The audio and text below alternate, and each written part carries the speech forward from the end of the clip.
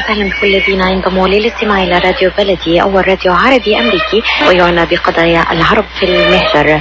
برامجنا في راديو بلدي كل يوم جمعة من 8 وحتى 9 صباحا مع ليلى الحسيني في بث حي ومباشر عبر WNZK راديو 690 AM. صباح الخير بلدي، صباح الخير لكل مستمعينا. Welcome to Radio Baladi, the first Arab, Middle Eastern, and American simulcast radio show. Radio Baladi is broadcast every Friday morning on WNZK 690 AM from 8 until 9 Eastern Time on Good Morning Michigan with Layla Al-Husseini. Our call-in number 248-557-3300. And now, stay tuned for the best radio talk show on Arab and American issues with your host, Layla Al-Husseini.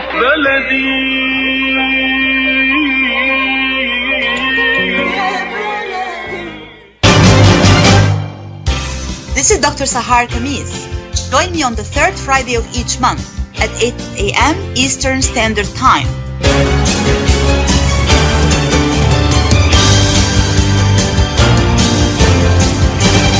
I'll be discussing some of the most important current political, economic, and social issues in my program, The Bridge.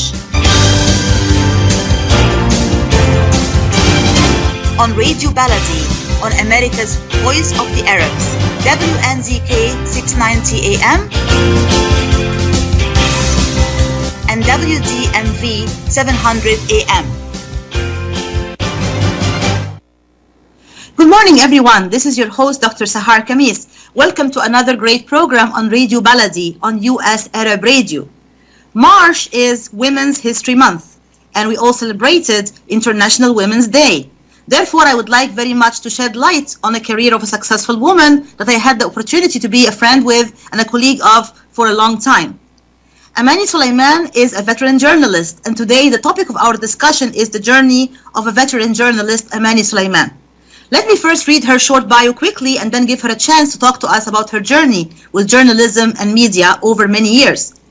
Amani Soliman is an experienced broadcast journalist and strategic communication specialist who has worked for many different media organizations including BBC, CNN, and Jazeera English. Amani has spent a significant portion of her career in newsrooms covering world events and current affairs. Amani's career included working for the UN in Iraq on communications for development, freedom of expression, media freedoms, and the protection of journalists. She has a long career and varied experience in journalism and media development work, which has enabled her to become a well-respected media expert and specialist, consultant and trainer for international journalists, corporations, corporates, and high-level government officials worldwide. Welcome to the show, Amani. Thank you very much for having me, Sahar. Good to be with you.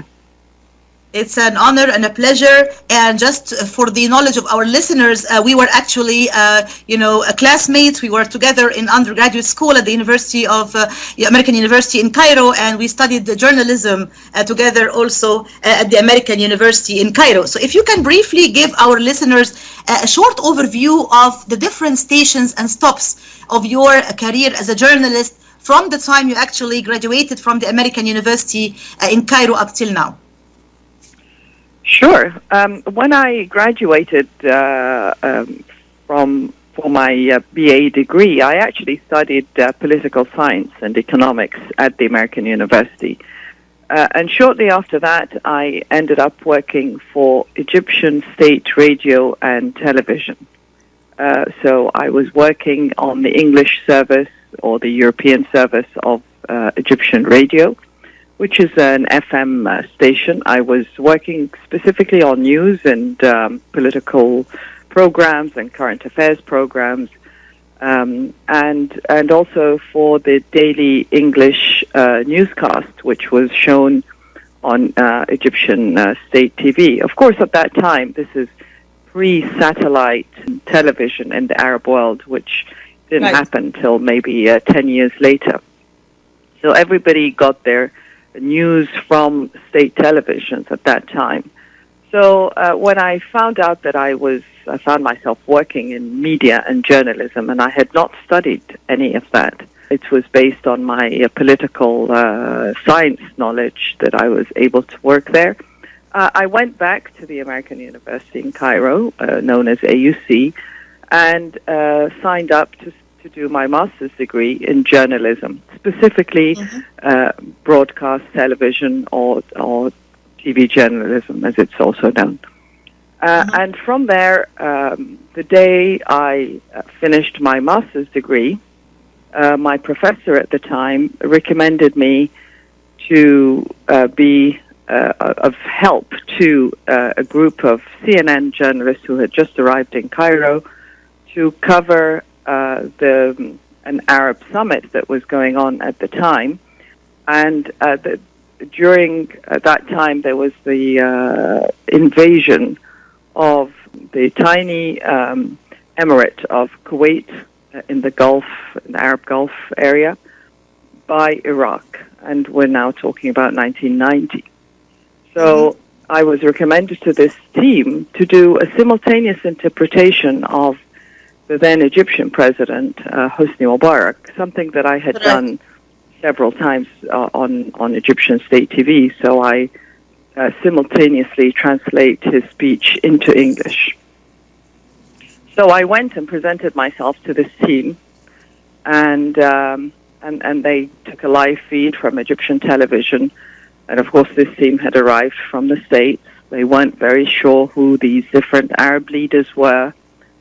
I'm sure they all looked the same to them. They couldn't get the names on the faces, and also the political affinities and the backgrounds of each of these Arab leaders, who all started taking a stand on the invasion of Kuwait by Iraq. So I offered to do a commentary because I had been working just days before on the Islamic Conference Organization's Foreign Ministers meeting, which was also coinciding at the same time in Cairo. So I knew from my work the position of each and every Arab country that was attending this summit and their take on the invasion of Kuwait. So I offered to help them out, and it went down very, very well. I knew my stuff, and of course, working in Egyptian TV in the news department at the time, I'm up to speed. So they welcomed this very, very much. And then the President Mubarak spoke, and I did that. And I had agreed a contract with them for 1 day. That ended up being 1 year. I stayed with them for a year, and later on in that story, I went with them to Jordan after Iraq was, sanctions were imposed on Iraq and there was no-fly zone. And so they said, we're going to Jordan to move with the story as it develops, and you're coming with us. Which, of course, for me was a dream come true, because I had just graduated from my master's degree, and everything that I had studied at the American University, I was seeing happening before my eyes, even the terminology that they were using. That's exactly what you and I had studied at AUC. So it was fascinating for me. It was dangerous because, of course, I got arrested a couple of times. I ended up staying in Jordan for about 9 months. And during that how did time, you get arrested, if I may ask? How did you get arrested?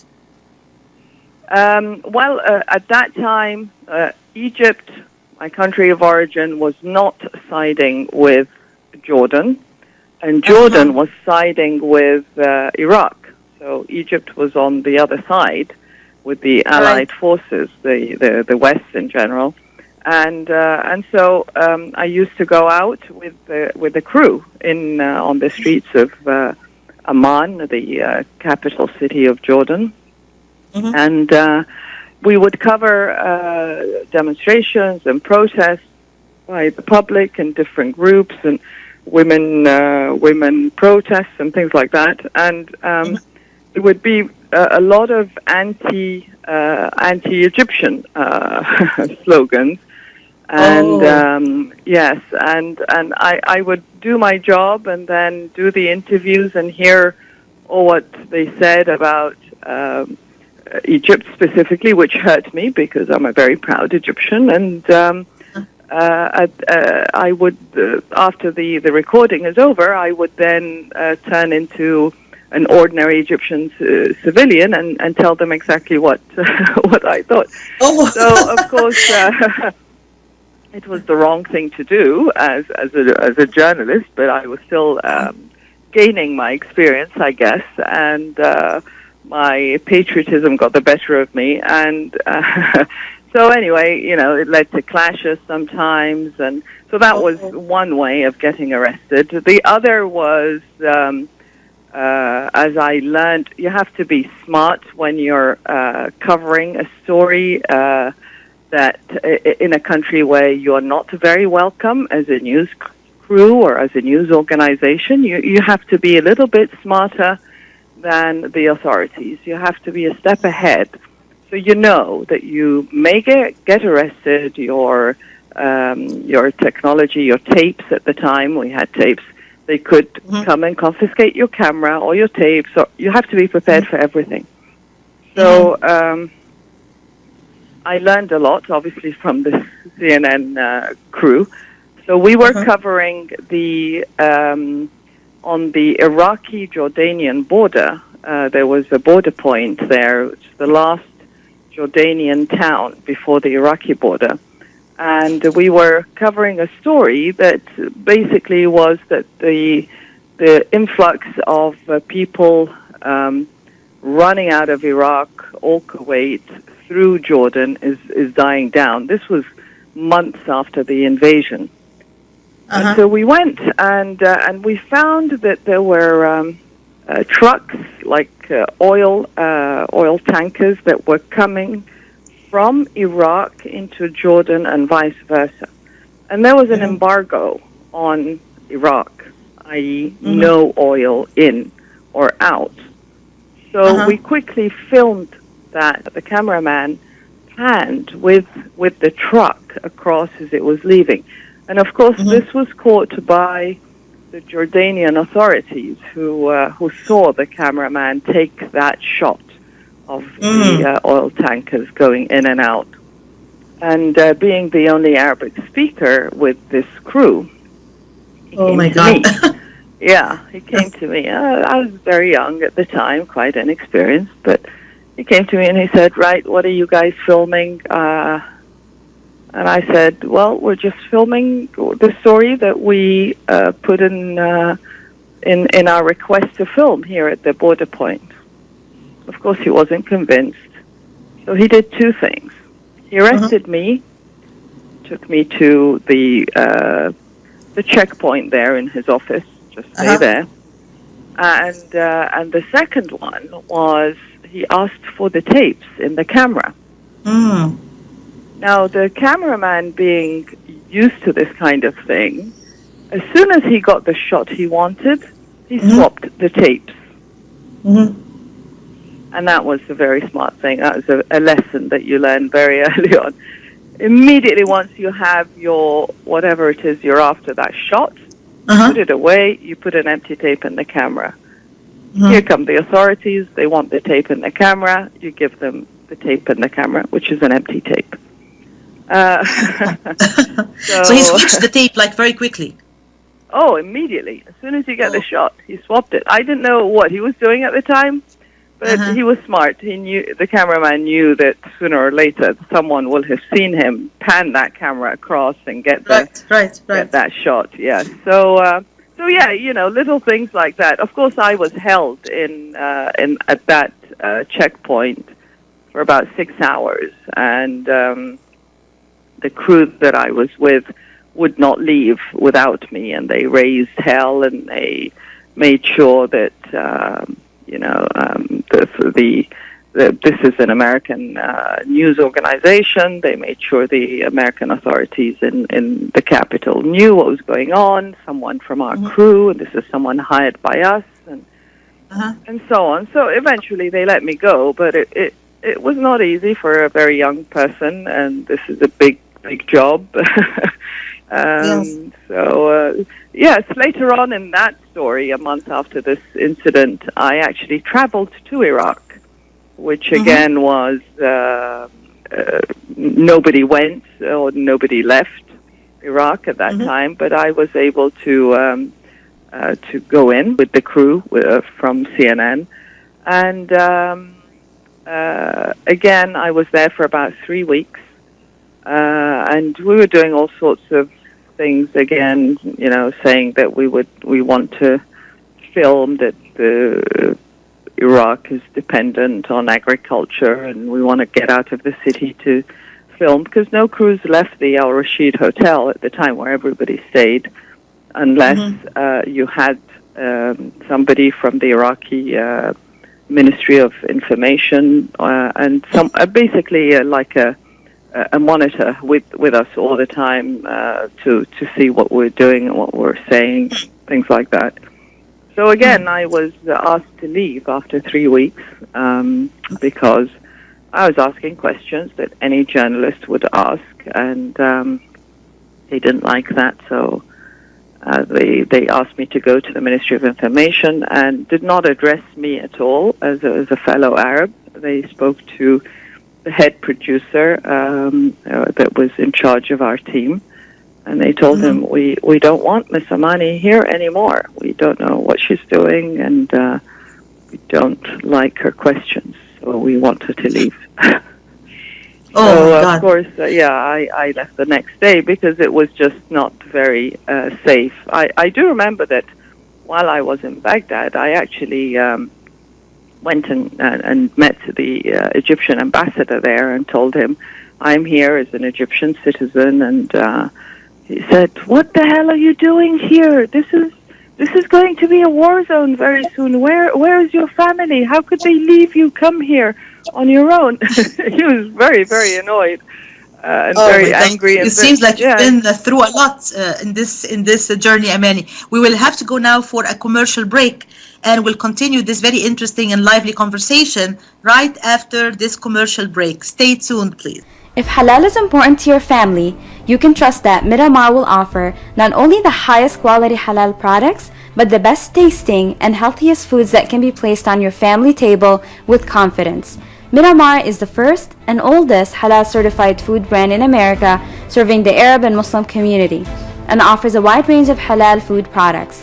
Check out Miramar's halal food selection today by visiting Miramar's executive distributor, Ziyad Brothers Importing, at www.ziyad.com.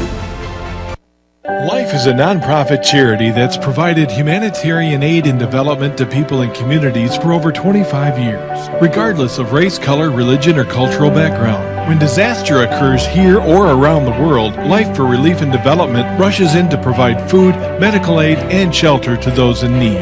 Please help improve these efforts. Make your tax-deductible donation to Life now at lifeusa.org or call 248-424-7493. It's all in one grocery store, and that store is Zamzam Fresh Foods Market. Zamzam Fresh Foods Market offers fresh vegetables, halal meats, a great fresh bakery, as well as nuts and spices and much more. They also offer special deals every Wednesday, so don't forget to ask for your favorite foods, as shish kebabs are ready to go. So please stop by Zamzam Fresh Foods Market at 24065 Orchard Lake Road in Farmington Hills. Their phone number is 248-476-0300. Again, that phone number is 248-476-0300, and they are open from 9 a.m. to 8 p.m. Zamzam Fresh Foods Market is your one-place stop for all your grocery shopping needs and your favorite foods. When it comes to reproductive medicine, IVF Michigan Fertility Centers are the recognized leaders. With locations in Bloomfield Hills and 5 other cities in Michigan and Ohio, IVF has experts in all aspects of the field. As a founding member of IVF Michigan Fertility Centers, Dr. Nicholas Shama is one of the leading reproductive endocrinologists in Michigan and Ohio. Dr. Shama has performed over 10,000 IVF cases and has helped thousands of couples fulfill their dreams of parenthood. American board certified in both obstetrics obstetrics and gynecology and reproductive endocrinology and infertility, Dr. Nicholas Sharma is a very caring, compassionate, expert physician that understands not only the medical but also the emotional toil of infertility on his patients. When it's time, get personalized care from Dr. Nicholas Sharma at IVF Michigan Fertility Centers in Michigan and Ohio. Call toll-free 855-952-9600, 855-952-9600. This is Dr. Sahar Khamis. Join me on the third Friday of each month at 8 a.m. Eastern Standard Time.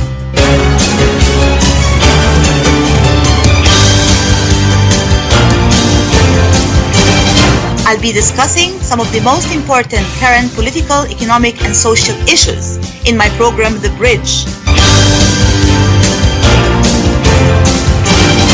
On Radio Baladi, on America's Voice of the Arabs, WNZK 690 AM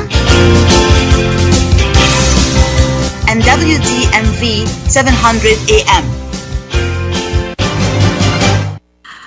Welcome back to the show, everyone. This is your host, Dr. Sahar Khamis, and today we have with us Miss Amani Soliman, and we're talking with her about her journey as a veteran journalist. Amani, it seems to me like from everything you've been telling us before going to the break that you've been through a lot. I mean, arrests and, not being wanted in certain places. I want to talk about the element of gender.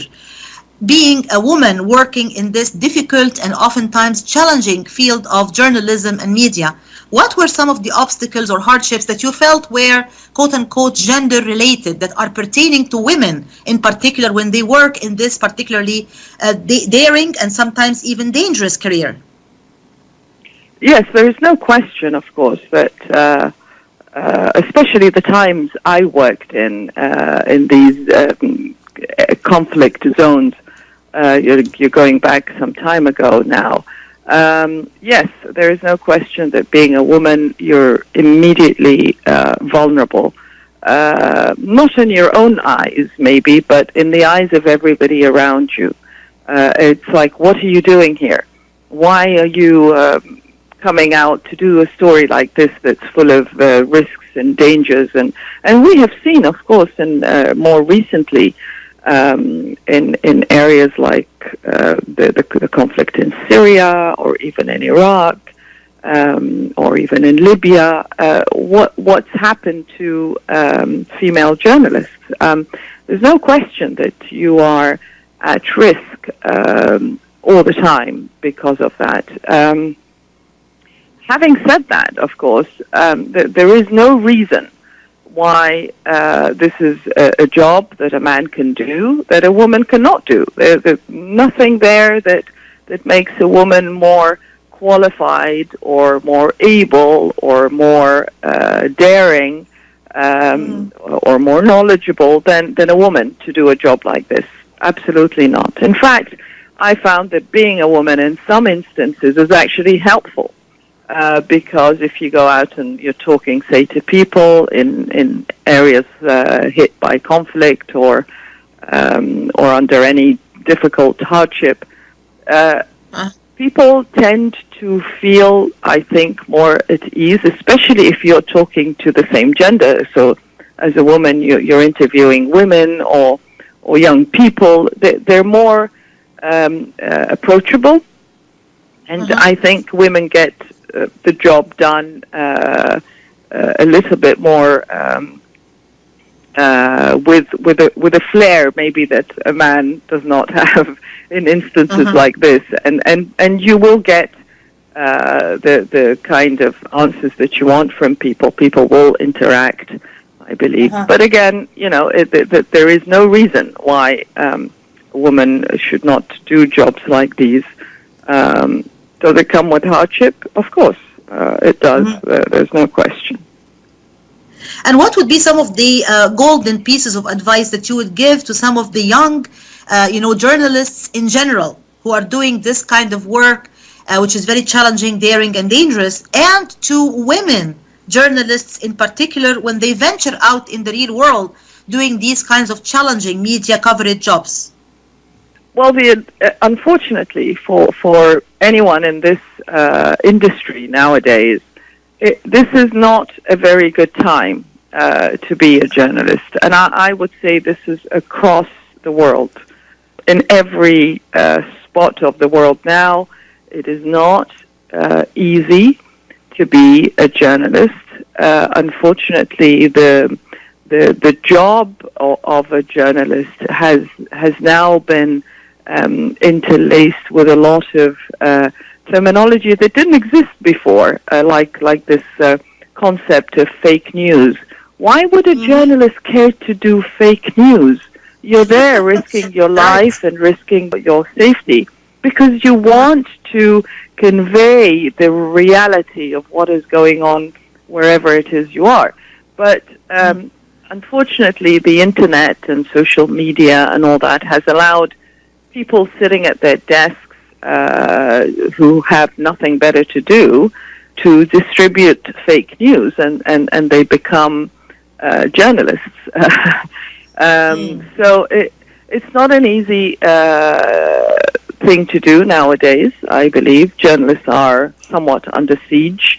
Certainly when I was working for the United Nations in Iraq and working with journalists, we were always keeping count of how many journalists are being killed. And forget arrested here, but killed. Just because they're airing their views or they've said something that didn't sound right to people on authority or.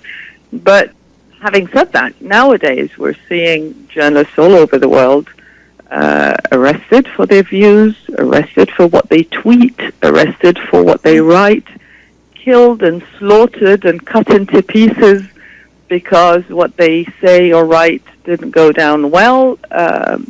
So it is a very unfortunate time to be a journalist wherever you are in the world, from America to Europe to the Middle East to Asia, Southeast Asia, all over the world. It is not the best time. This job has lost a lot of its luster. And which is speaking of journalists who lost their lives and were cut to pieces and all of that stuff, I mean, I understand that you were a colleague of, God bless his soul, journalist Jamal Khashoggi, that you have worked together for some period of time. If you can just tell our listeners, a little bit about this kind of collegiality and the relationship of working with him in the same place. How is he as a person, as a colleague? Yes, unfortunately, it's very sad for us. We were a team of about 300 journalists from all over the Arab world specifically. And the late Jamal Khashoggi was the director of a television channel that only launched and went on air for about 4 or 5 hours. So it took us several years to prepare for it and get it ready for launch. The channel was owned by the Saudi billionaire Prince Al-Walid bin Talal, and Jamal Khashoggi was the director of the channel. The channel was supposed to launch and air from the Kingdom of Bahrain, the city of Manama, and we were based there I was there for 1 year, but others were there before me for a couple of years. And all the preparation and all the building and all the equipment, and you're talking about, a mega operation. Jamal was the leader of the channel. He was our director, and Jamal was a very pleasant human being. He was a very likable, very approachable person, and he had views about what's going on in the Arab world, but more specifically what was going on in his country, Saudi Arabia. And in fact, our channel was shut down, like I said earlier, a few hours after it launched due to orders that came in from the Bahraini authorities. And we were hopeful that the channel would, the authorities would come to some kind of terms with Jamal and Prince Al Walid, but nothing materialized. And eventually, we were asked to leave Bahrain altogether. And sadly, this channel never saw the light. We were on standby for a couple of years. There was talk that we would relaunch from Cyprus or from Turkey, and Jamal was leading these efforts. But it was just not meant to be. Now, during that time, the tides had changed in Saudi Arabia, and the late King Abdullah passed away, and the current King Salman had taken over. And this channel was never going to see the light. Jamal and I had many discussions about what was going on in his country and in the region. And he was not very happy about what he was seeing in his country specifically. He thought that one-man rule in any country ruins it, ruins the country, and ruins the man leading it. And so he had some reservations. The last time I saw him was in Bahrain, but I knew that years later, when this channel was never going to rise again, he gave up, and he decided to come and seek self-imposed exile in the U.S. His passion was writing. He had a very active Twitter account, and he had many followers. And of course, Saudi Arabia has the highest usage of Twitter in the world. Right. And I think that, of course, the reason for that is because it is a relatively closed country. People take to Twitter to air their views and to air their grievances or to discuss issues that they can't otherwise discuss. Unfortunately, Twitter is an open social media tool, and through it, many arrests of people who put their views on Twitter were made. People were imprisoned just for putting their views on Twitter. And Jamal felt that the circle around him, his circle of friends, were all ending up in jail. And he felt the danger and therefore fled immediately and came to the United States, and he sought some kind of asylum.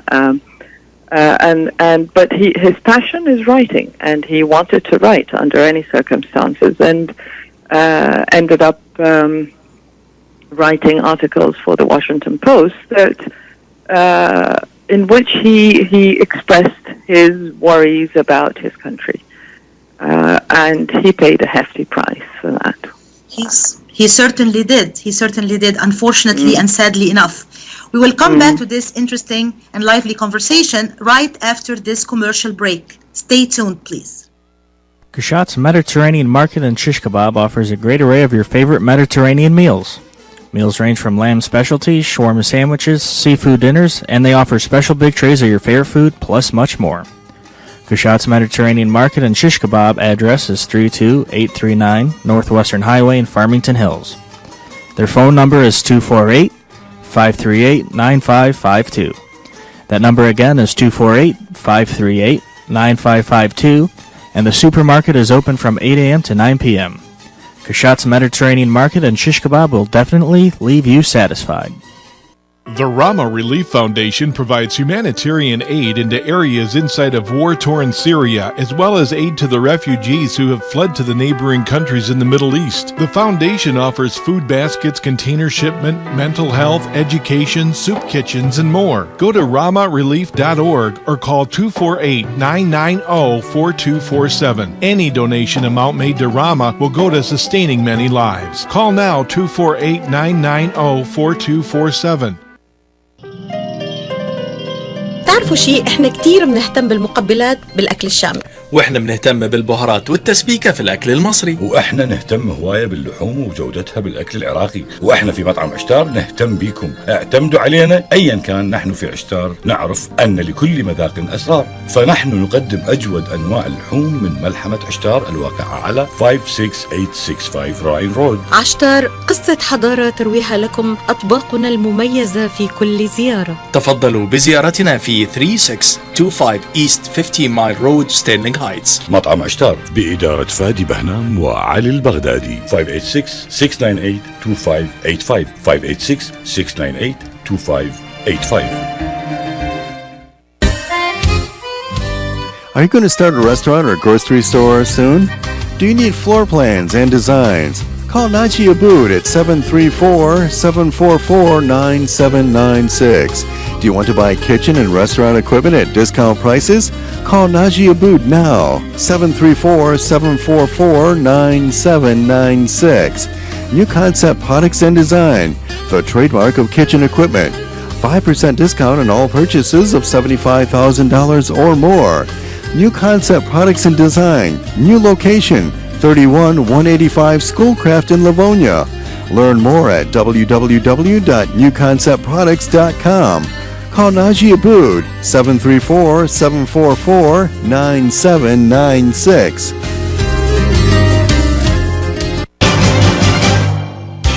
This is Dr. Sahar Khamis. Join me on the third Friday of each month at 8 a.m. Eastern Standard Time.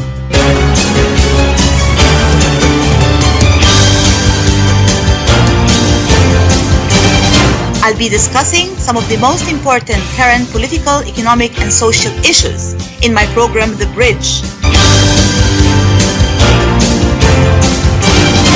On Radio Baladi, on America's Voice of the Arabs, WNZK 690 AM and WDMV 700 AM. Welcome back to the show, everyone. This is your host, Dr. Sahar Khamis, and today I have with me Amani Soliman talking about her journey as a veteran journalist. And of course, we're celebrating International Women's Day, International Women's Month, so it is great to shed light on successes of successful career women. So, Amani, I also want you to talk about a very important point that you touched upon, which is citizen journalism. You talked about this whole era of social media and everybody taking to Twitter and taking to the different social media platforms. And right now, it seems like you said that, somebody can just be lacking the expertise or the knowledge and spreading information. And unfortunately, it can be misinformation or disinformation. What are some of the pros and cons of this new era of citizen journalism from your perspective as a seasoned journalist? Well, there's definitely pros and cons for like everything else in life. As a journalist, I see the benefits of social media and specifically citizen journalism come into effect during the time of the peak of the Arab Spring. So at that time, I was working for the BBC in London, and sitting in the newsroom, it was very difficult for us to have correspondents and reporters in countries where there was major trouble. And at that time, you had so many Arab cities brewing with this Arab Spring. So, of course, there was Cairo, there was Syria, there was Libya, there was Yemen, whatever was going on there. So you had all these countries, and in many instances, we could not have someone on the ground there to report. So we relied heavily on citizen journalism, especially in Syria. And what we did was use anyone who had something to say, and many times videos of incidents, videos of protests, videos of killings or shootings or whatever was going on. And these people would upload their videos that they took on their phones on YouTube, and we would download it and be able to verify it, to use it to for BBC on TV screens. And of course, for BBC, the trust extremely important. Trust in BBC is number one. They prefer that the audience or the listeners or the people who tune into BBC trust them and know that they're going to get the real story out of BBC rather than the scoop, right? Rather than go with it first and then get it wrong, which some other channels prefer to do. So we had a verification dilemma rise. So how do we know that these pictures that we just got sent are from Syria and not from Iraq, for example? Which, as an Arab citizen, you will know that many of these cities look the same, especially if they are under siege or going through war, or people from those countries tend to look the same. So how do you know that this protest is in this particular city in northeast Syria and it's not in Iraq? So we came to a conclusion that we asked these citizens of these countries, if you're going to give us a film, some video, send me a shot of the day's newspaper with the date on it. Plus, send me a shot of some landmark in the city so that I can identify that this is Baghdad in Iraq, or this is Erbil in Kurdistan, Iraq, or that this is Homs in Syria, or that this is Alexandria in Egypt. How am I going to know? How's the viewer going to know? I need to make sure that my pictures and my info is verified. And this came after some other news networks fell into problems and they made mistakes taking pictures of one city and claiming it was another, and then people discovered that it was not. So, in this instance, it's very important.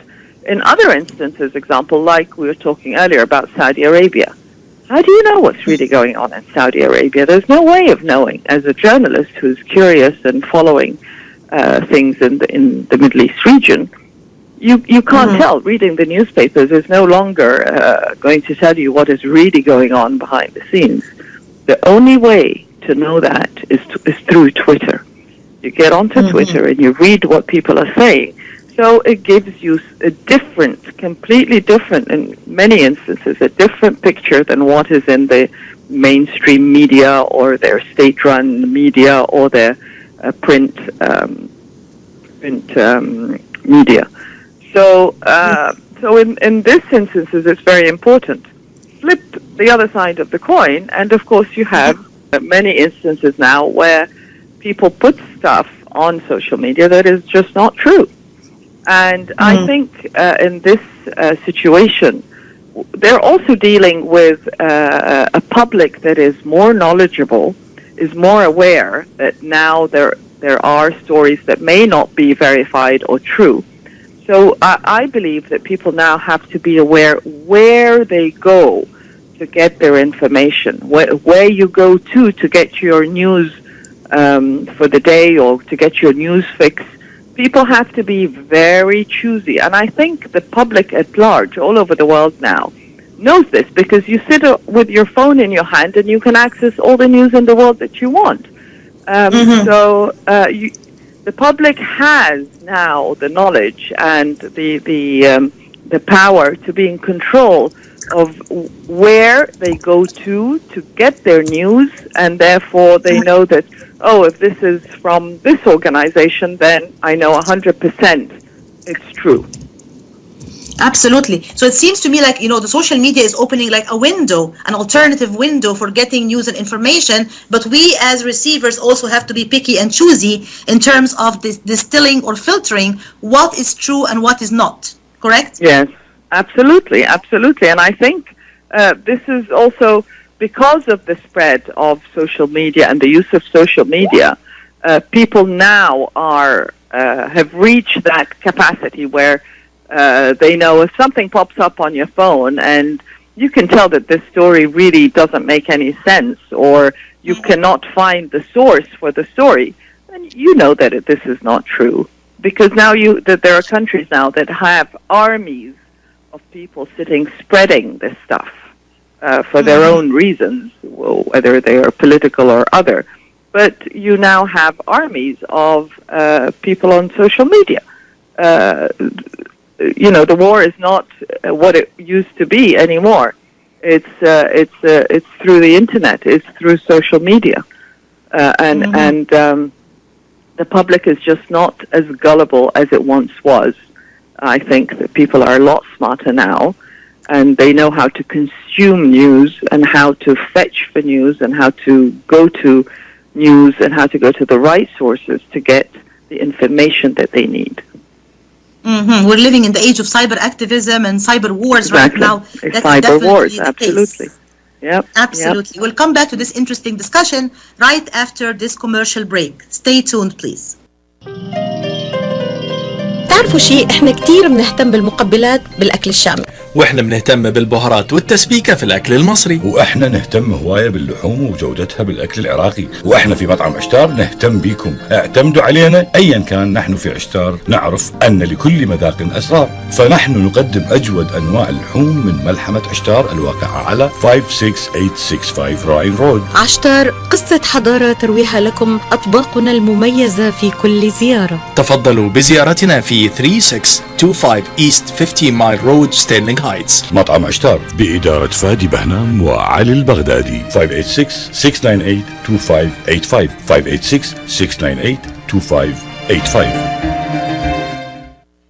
Life is a non-profit charity that's provided humanitarian aid and development to people and communities for over 25 years, regardless of race, color, religion, or cultural background. When disaster occurs here or around the world, Life for Relief and Development rushes in to provide food, medical aid, and shelter to those in need.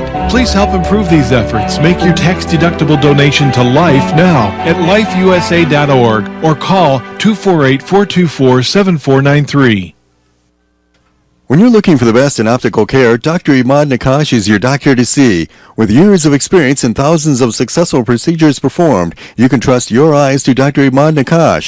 See Dr. Imad Nakash and his professional staff for your eye care needs. There's 2 locations to serve you. In Hazel Park, call 248-336-3937. 248-336-3937. In Rochester Hills, call 248-299-3937.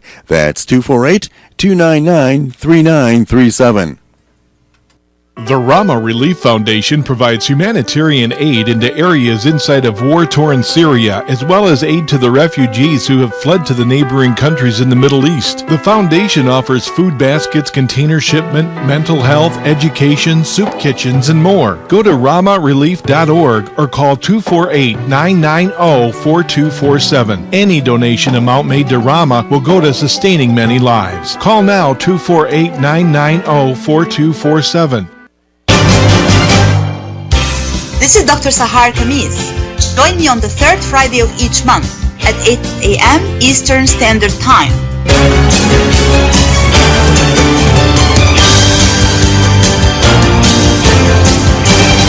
I'll be discussing some of the most important current political, economic, and social issues in my program, The Bridge. On Radio Baladi, on America's Voice of the Arabs, WNZK 690 AM and WDMV 700 AM. Welcome back to the show, everyone. This is your host, Dr. Sahar Khamis, and we're talking today to veteran journalist Amani Soliman about her journey with journalism and her career in the media over many years. Amani, we have a few minutes left in the program, and I would like to use that to talk about the difference between the various media outlets that you worked with. Before going to the break, you were talking about the trust element in BBC versus the scope or the scoop in other, media outlets. You worked with Egyptian media, you worked with CNN, you worked with Al Jazeera, and you worked with BBC. In a nutshell, what were some of the most important striking differences between these media outlets?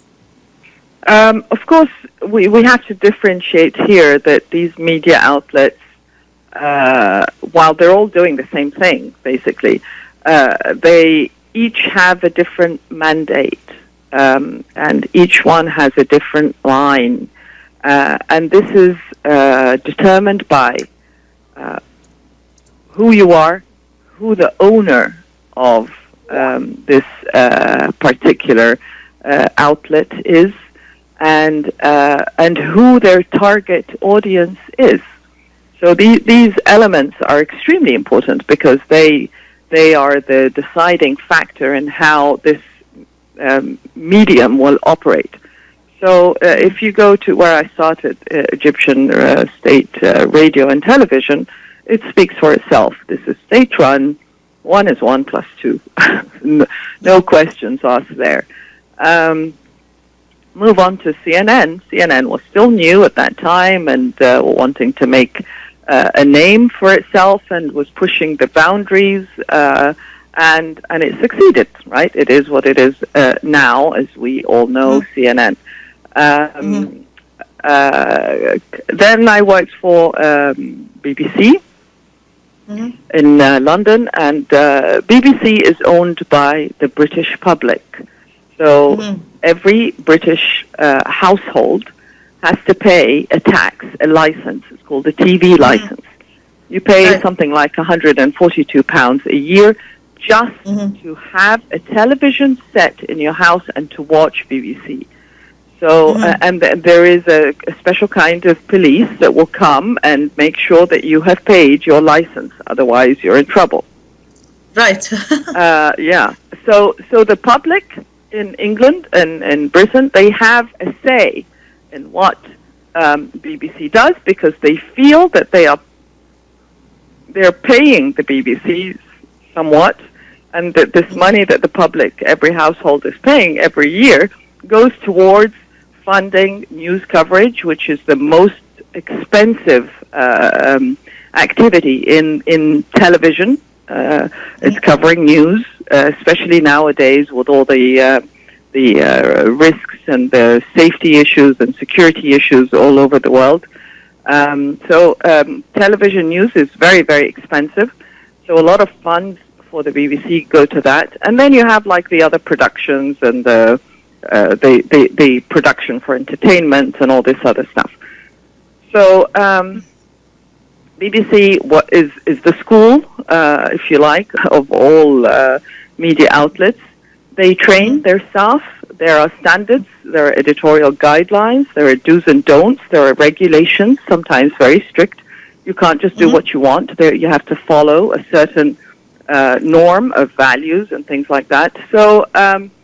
And then I worked for Al Jazeera, completely different, owned by one entity, and I worked for the English, which is completely different from the Arabic, Al Jazeera. And in fact, my job was to bridge that gap between the output of the English, which was run by English-speaking expats from all over the world, and the output of the Arabic channel, which is the channel that made all the successes and changed all the media landscape in the Arab world and even in the world in general. And that was a very, very hard task because the Arabic channel had a mandate, the English channel did not have a mandate. Why are you on air as an English channel?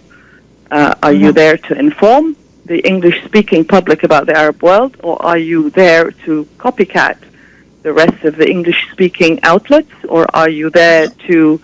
It really didn't have a character. It didn't have a mandate. It didn't know who the audience was.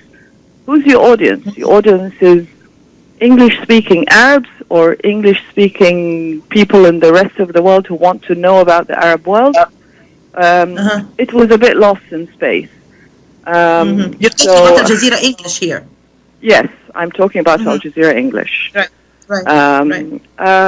And we've seen that it shut down offices here in the presence here in the U.S., for example, and it's another long story there.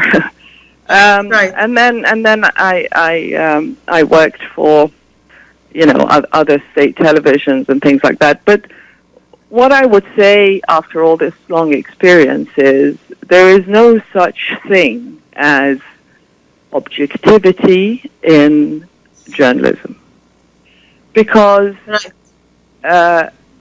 every one of us is born into a certain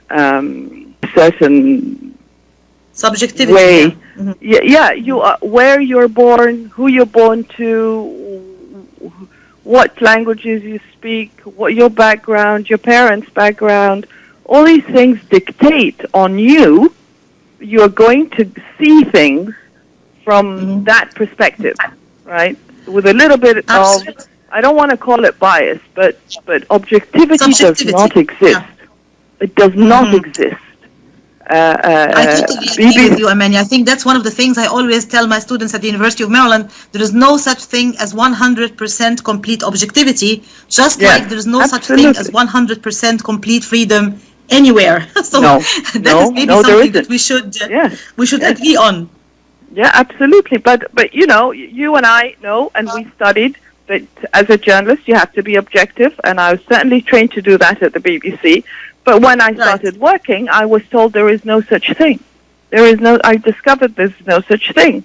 So where you go to get your news and information, you know very well that if you go to Fox here in the States, you know what you will get. If you go to CBS, you know what you're going to get. If you go to Al Jazeera Arabic, you know what you're going to get. So unfortunately, that's all we have time for, Amani. I think we'll have you again as a guest with us on Radio Baladi in the near future, because there is so much more that we didn't maybe have a chance to cover in this interesting and lively discussion. But I want to thank you so much for being a guest with us on Radio Baladi today. My pleasure. Thank you very much. I look forward to another time. Thank you very much, Sahar. Lovely to be with you. Thank you so much. And thanks so much to all our listeners everywhere. Take care and have a great and blessed day. Goodbye.